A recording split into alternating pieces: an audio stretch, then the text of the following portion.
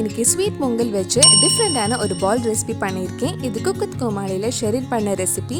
இந்த சுவையான rose Pongal balls எப்படி செய்கிறதுன்னு இந்த வீடியோவில் பார்க்கலாம். ஃபர்ஸ்ட் ஒரு குக்கரில் அரை கப் பாசிப்பருப்பு வறுத்து எடுக்கலாம். பாசிப்பருப்பை 2-3 வாட்டி நல்லா வாஷ் பண்ணதுக்கப்புறம் ஆட் பண்ணியிருக்கேன்.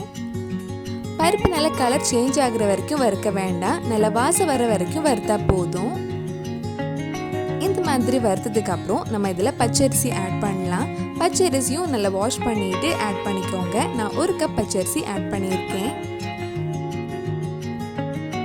இதில் 3 கப் தண்ணி 1 கப் பால் ஊற்றி வேக வைக்கலாம். குக்கரில் ஒரு 10 நிமிஷம் லோ ஃப்ளேமில் வேக வச்சுருங்க.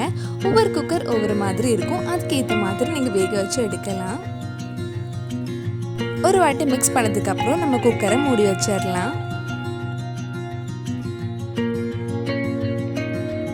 குக்கர் ப்ரெஷர்லாம் போனதுக்கப்புறம் ஓப்பன் பண்ணி பார்க்கலாம்.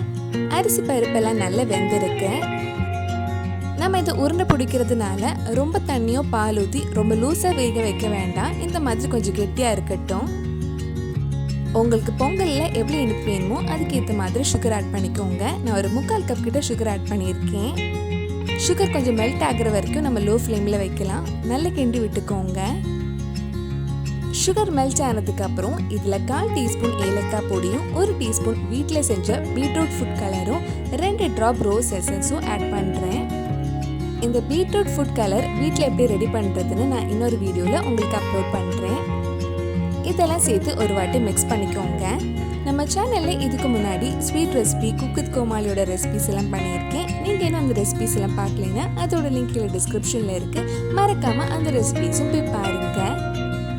கடைசியாக ஒரு சின்ன பேனில் 2-3 டேபிள் ஸ்பூன் நெய் எடுத்திருக்கேன். நெய் கொஞ்சம் சூடானதும் அதில் கொஞ்சம் முந்திரி திராட்சை வறுத்து எடுக்கலாம்.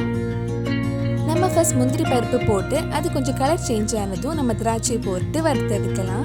திராட்சை நல்ல பலூன் மாதிரி உப்பி வந்ததும் எடுத்துருங்க. இது நம்ம பொங்கலில் சேர்த்து மிக்ஸ் பண்ணிடலாம். உங்களுக்கு வீடியோவில் பார்க்குறதுக்கு பொங்கல் நல்லா பிரைட்டாக தெரியுது. நம்ம beetroot homemade food colour add பண்ணுறதுனால நேரில் அந்த அளவுக்கு கலர் இல்லை. இது கொஞ்சம் ஆறுனதுக்கு அப்புறம் நம்ம குட்டி குட்டி பால்ஸ் ரெடி பண்ணலாம். கையில் ஒட்டாமல் இருக்கிறதுக்கு கொஞ்சம் நெய் தடவிக்கோங்க.